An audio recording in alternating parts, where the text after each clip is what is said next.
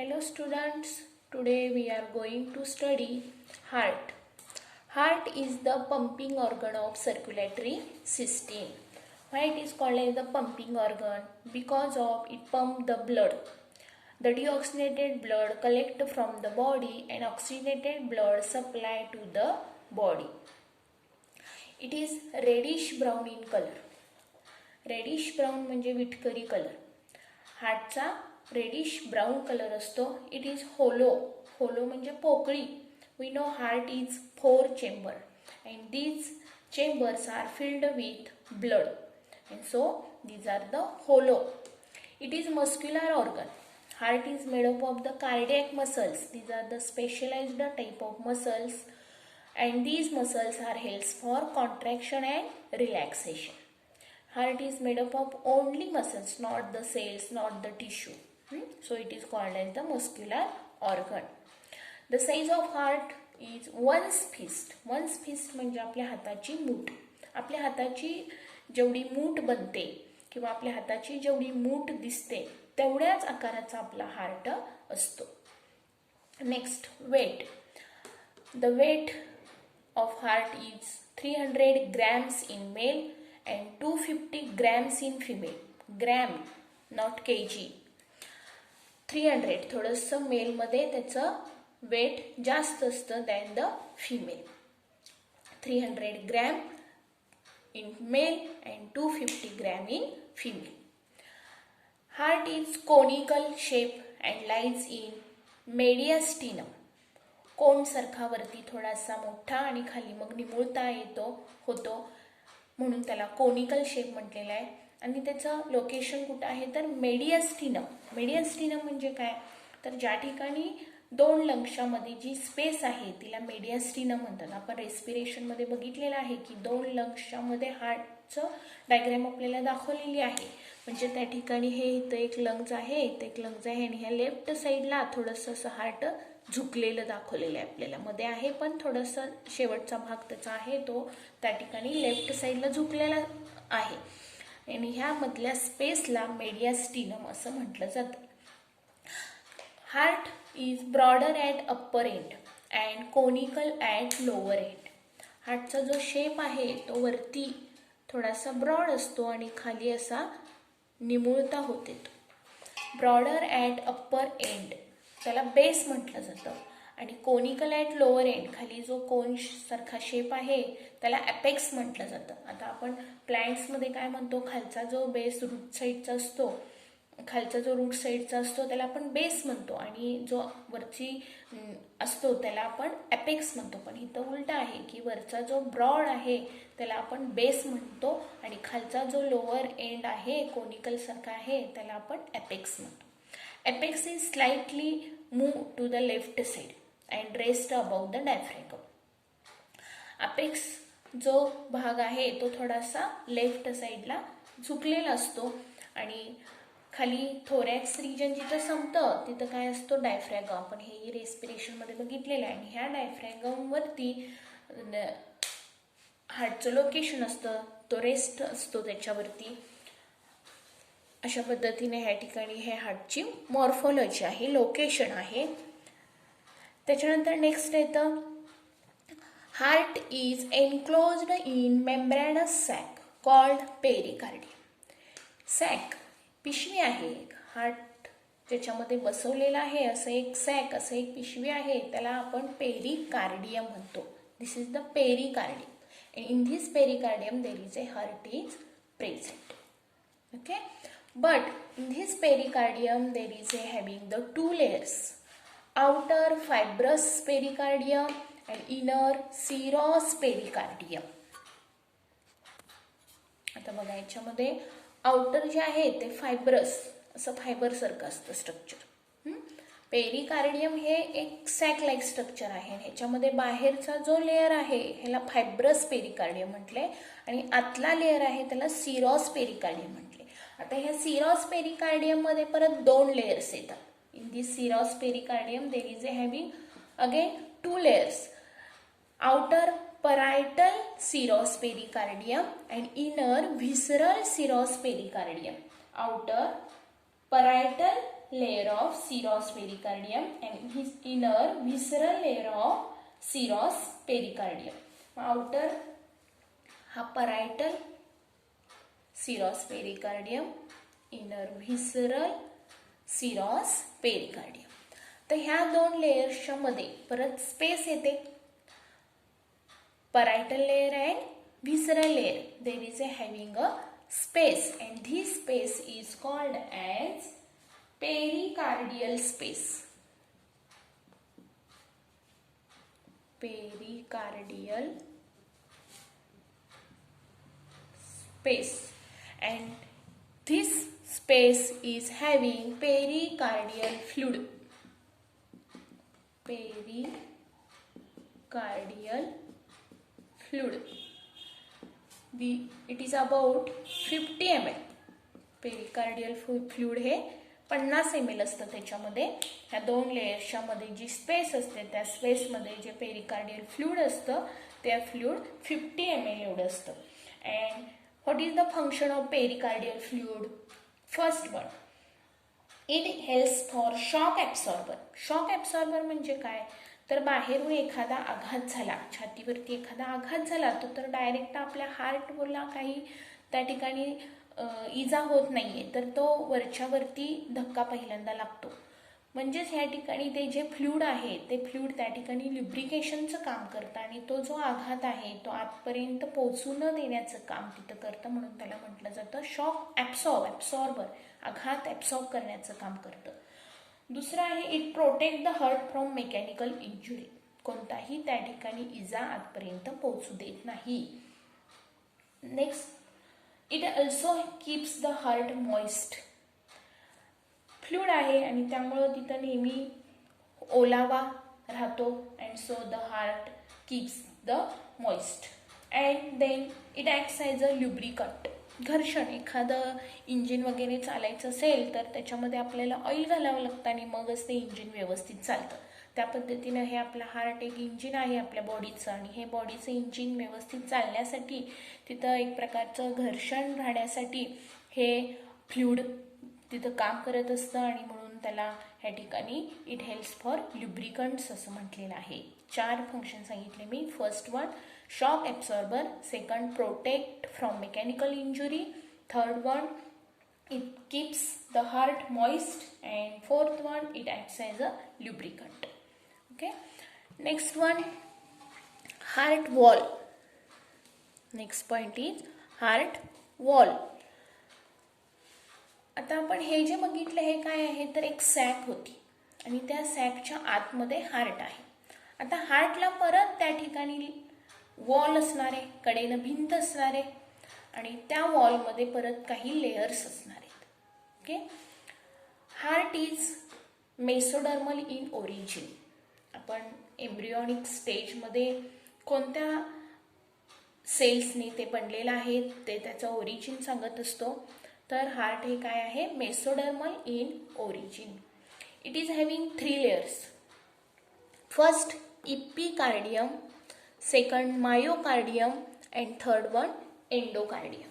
म्हणजे या ठिकाणी हार्टला 3 लेयर्स असतात. इपिकार्डियम सगळ्यात आतला लेयर, मधला जो आहे तो मायोकार्डियम आणि परत तिसरा बाहेरचा आहे तो एंडोकार्डियम. एंडो. तर असे हे 3 लेयर्स ह्या हार्टवरती असतात. त्यातला पहिला बघूया आपण, इपिकार्डियम. इपिकार्डियम इज थिन, पातळ असतो. It is formed of flat squamous epithelium. आता पण टिश्यू टॉपिक आपल्याला चांगला माहीत पाहिजे कारण त्याचा बराचसाच इथं रेफरन्स आलेला आहे ह्या टॉपिकमध्ये आणि त्यामुळं टिश्यू टॉपिक आपण केला पाहिजे. त्याच्यामध्ये आपल्याला MCQs किंवा नीट CETसाठी बरेच प्रश्न असतात आणि ते कळालं तरच आपल्याला ह्या गोष्टी इथं कळत असतात आणि त्यामुळं टिश्यू टॉपिक आपण पहिल्यांदा केला पाहिजे व्यवस्थित. तर इपिकार्डियममध्ये फ्लॅट स्क्वॅमस इपिथेलियम सेल्स असतात. They are based on basement membrane. Then myocardium. आता myocardium, myos means muscles, cardiac muscles. मधल्या लेअरमध्ये काय असणार आहे तर कार्डियक मसल्स. हा लेअर कार्डियक मसल्सनी बनलेला आहे आणि म्हणून त्याला मायोकार्डियम म्हटलेला आहे. It is the middle layer and it is thick. थोडासा हा जाड असतो कारण ह्याच्यामध्ये जास्त मसल्स असतात आणि त्यामुळे हा लेअर कसा असतो जाड असतो. And third one endocardium. Endocardium is also single thin layer and it is also formed the squamous epithelium. Same epicardium सारखंच तेही स्क्वॅमस इपिथेलियमनीच बनलेलं असतं. अशा पद्धतीने हे 3 लेयर्स आहेत. आता याच्यामध्ये फंक्शन्स काय आहेत ह्या लेयर्सचे. Epicardium and endocardium are protective in function. Epicardium आणि एंडोकार्डियम काय करतात प्रोटेक्शन करतात हार्टचं.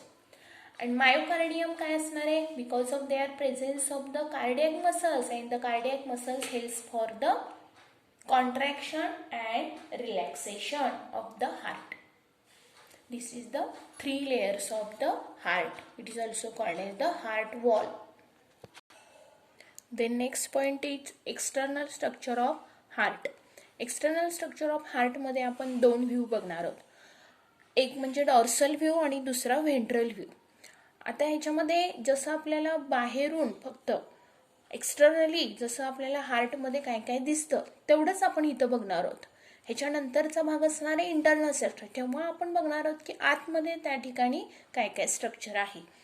तर ह्या ठिकाणी एक्सटर्नल स्ट्रक्चरमध्ये ही जी पहिली डायग्रॅम आहे ही डॉर्सल व्ह्यूची आहे, पोस्टेरियर डॉर्सल व्ह्यू.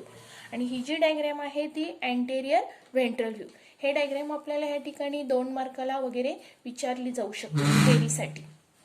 तर ह्याच्यामध्ये आता एक्सटर्नल आपल्याला हार्टमध्ये आपल्याला काय दिसतं तर ह्या ठिकाणी human heart is 4 chambered. We know human heart is 4 chambered.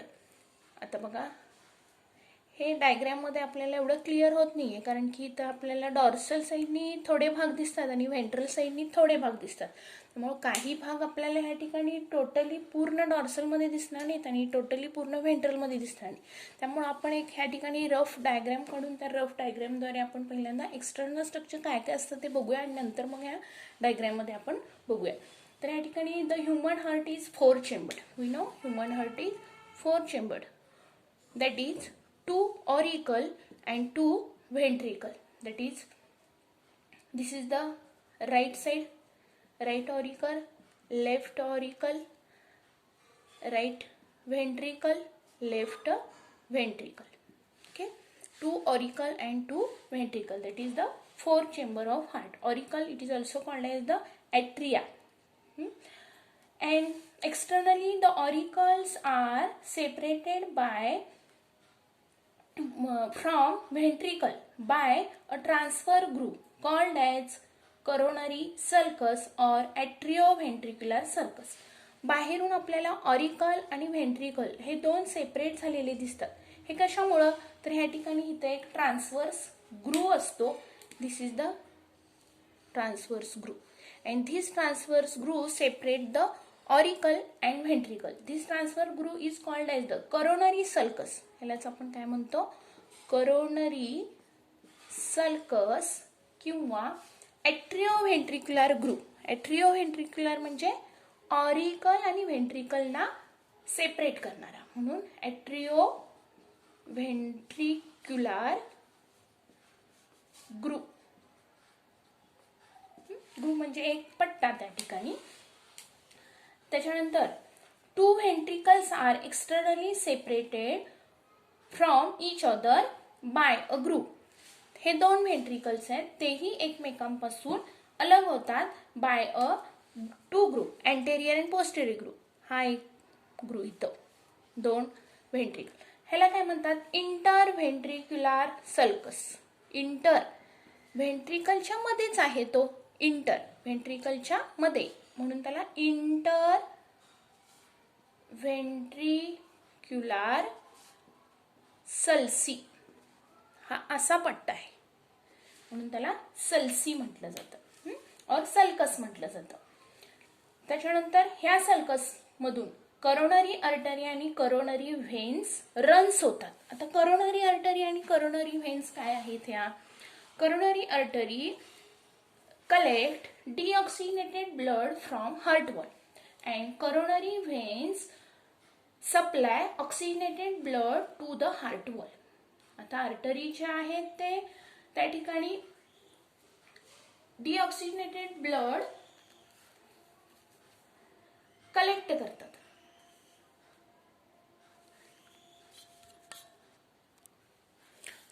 Coronary artery supply the oxygenated blood to the heart wall and coronary veins collect the deoxygenated blood from the heart wall.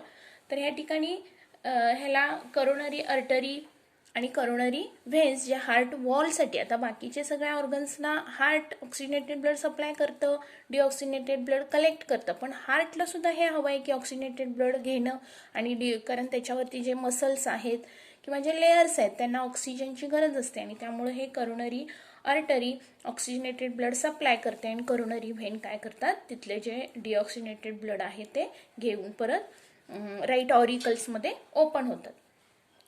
त्याच्यानंतर next right pulmonary trunk arises from right ventricle.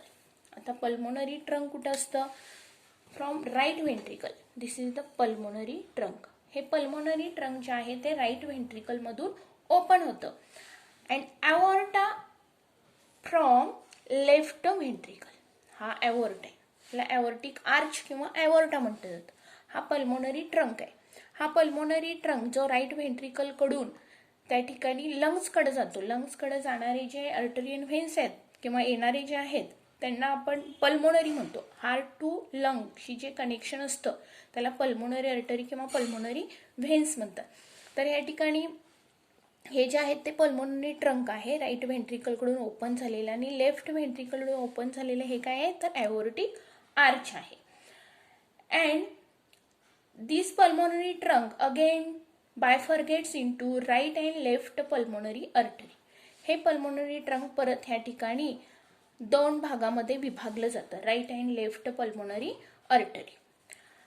आता हे जे आहेत ह्याच्यामध्ये right साईडला, आता हे लक्षात ठेवायला पाहिजे आपल्याला की राईट साईडला ह्या ठिकाणी डिऑक्सिजनेटेड ब्लड असतं नेहमी हार्टमध्ये आणि लेफ्ट साईडला हे ऑक्सिजनेटेड ब्लड असतं.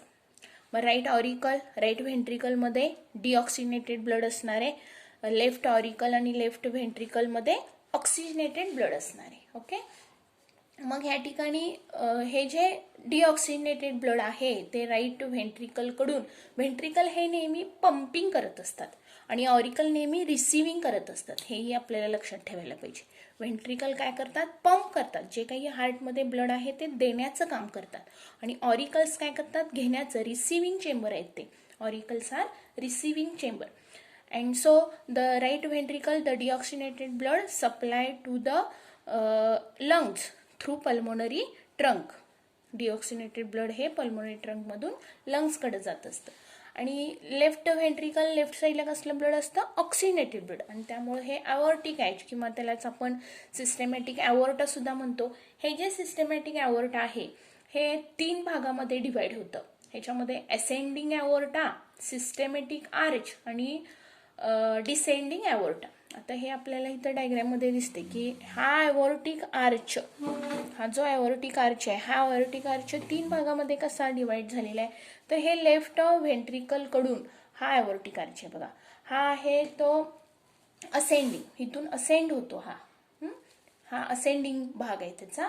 आणि मग त्याच्यानंतर हा सिस्टेमॅटिक ॲवॉर्टा जो तो सिस्टेमॅटिकली पूर्ण बॉडीकडे सप्लाय होतो आणि हे डॉर्सल व्ह्यूमध्ये आपल्याला डिसेंड झालेला दिसतो. परत हा डिसेंडिंग झालेला आहे. असे त्याचे 3 भाग त्या ठिकाणी आहेत. त्याच्यानंतर एक्सटर्नली अजून काय दिसतं आपल्याला, the pulmonary trunk and aortic arch. हे खाली जो पल्मोनरी ट्रंक आणि ॲवॉर्टिक आर्च आहे, pulmonary trunk and aortic arch is join with the help of a embryonic duct. आता हा जो आहे ह्याच्यामध्ये एक एम्ब्रियोनिक डक्ट असते. जो एम्ब्रियो तयार होत असताना ही डक्ट असते. डक्टचं काम काय असतं तर एन्झाईम, हार्मोन्स वगैरे सिक्रीट पास करणं. तर हे जे डक्ट आहे ह्या डक्टला डक्टस अर्टेरियोसस म्हणतात. काय म्हणतात, डक्टस अर्टेरियोसस. हेही खूप महत्त्वाचं आहे, आपल्याला ऑब्जेक्टिव्हसाठी विचारलं जातं. The aortic pulmonary trunk and aortic arch is joined together with the help of embryonic duct, remnant of embryonic duct. This is called as the ductus arteriosus. Then aortic arch gives out 3 arteries. परत aortic arch मध्ये 3 arteries असतात. इथे आपल्याला diagram मध्ये दिसते. हा aortic arch, ह्याला 3 arteries आहेत, 1 2 3. पहिली आहे लेफ्ट कॉमन कॅरोटिड आर्टरी, दुसरी आहे ब्रँकिओसेफेलिक आर्टरी आणि तिसरी आहे लेफ्ट सबक्लॅव्हियल आर्टरी. म्हणजे या ठिकाणी वेगवेगळ्या भागामध्ये हे ऑक्सिजनेटेड ब्लड सप्लाय करण्यासाठी त्याच्यामध्ये हे बायफर्गेशन होतं आणि मग त्या ठिकाणी ते प्रत्येक बॉडी पार्टकडे ते ऑक्सिजनेटेड ब्लड सप्लाय होतं. त्याच्यानंतर आपल्याला या ठिकाणी वरती राईट ऑरिकल मध्ये, ज्याला आपण रिसिव्हिंग चेंबर म्हणतो, ह्याला आपण इथं आपल्याला काही इथं डक्ट्स दिसतात. त्याच्यामध्ये ही जी आहे हिला सुपेरियर व्हेना केव्हा म्हटलं जातं आणि हिला इन्फेरियर व्हेना केव्हा म्हटलं जातं. This superior and inferior vena cava opens into the right auricle and they collects the deoxygenated blood from body parts. हे बॉडी पार्ट्स कडून जे काही डिऑक्सिनेटेड ब्लड आहे ते कलेक्ट करतात राईट ऑरिकल मध्ये पहिल्यांदा. Then in the left auricle there is a having the 2 pairs of veins. इथं 2 पेअरच्या व्हेन असतात. These veins are called as the pulmonary vein. ह्या वेनला आपण म्हणतो pulmonary vein and these pulmonary veins collect the oxygenated blood from lungs into the left auricle. आता आपल्याला माहिती की artery मध्ये कसलं ब्लड असतं, ऑक्सिजनेटेड, आणि व्हेन्स मध्ये कसलं असतं, deoxygenated blood. But the only one exceptional case, that is the pulmonary artery and pulmonary vein. Pulmonary artery carry the deoxygenated blood. Pulmonary artery carry the deoxygenated blood and pulmonary vein carry the oxygenated blood. बघा, हे exceptional केस आहे आणि हेही आपल्याला ऑब्जेक्टिव्हला विचारलं जातं. Okay, तर ह्या ठिकाणी आपल्याला एक्सटर्नली अजून काय दिसतं, तर ह्या पल्मोनरी व्हेन्स लेफ्ट ऑरिकल मध्ये ओपन होतात. हेही आपल्याला डॉर्सल साइडने इथं दिसतं. हे आपण डिटेल्स मध्ये परत इंटरनल स्ट्रक्चर मध्येही बघणारच आहोत, पण आपल्याला ह्या ठिकाणी एक्सटर्नल स्ट्रक्चर मध्ये हे कोणते कोणते भाग दिसतात ते आपण बघितलं. बघा, परत एकदा सांगते. 4 चेंबर्स दिसतात, त्याच्यामध्ये right auricle, left auricle, right ventricle, left ventricle दिसतं. ह्या 4 चेंबर्सना ह्या ठिकाणी ऑरिकल आणि व्हेंट्रिकलला सेपरेट करणारे एक ग्रू दिसतं आपल्याला. त्याला आपण करोनरी सल्कस किंवा एंटेरिओ व्हेंट्रिक्युलर ग्रू असं म्हणतो.